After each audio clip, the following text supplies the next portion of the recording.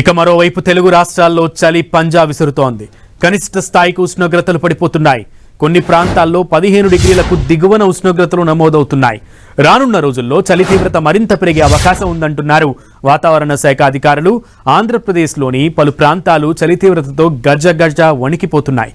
2-3 రోజుల నుంచి చలి తీవ్రత మరింత పెరిగింది. రాత్రి ఉష్ణోగ్రతలు గణనీయంగా పడిపోతున్నాయి. కోనసీమ, శ్రీకాకుళం జిల్లాల్లో కనిష్ట ఉష్ణోగ్రతలు నమోదవుతున్నాయి. దీంతో ప్రజలు తీవ్ర ఇబ్బందులు పడుతున్నారు. పొగమంచు కారణంగా రోడ్లపై వాహనాలను గుర్తించలేని పరిస్థితి నెలకొంది.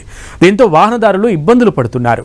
ఉమ్మడి ఆదిలాబాద్, నల్గొండ కనిష్ట ఉష్ణోగ్రతలు నమోదు అవుతుండటంతో జనం గజగజ వణికిపోతున్నారు. పొగమంచు చలితో ప్రజలు ఇళ్ల నుంచి బయటకు రావాలంటేనే భయపడుతున్నారు. ఇప్పుడే ఇలా ఉంటే ఇంకా జనవరి నెలలో ఎలా ఉంటుందోనన్న ఆందోళన ప్రజల్లో కనిపిస్తోంది.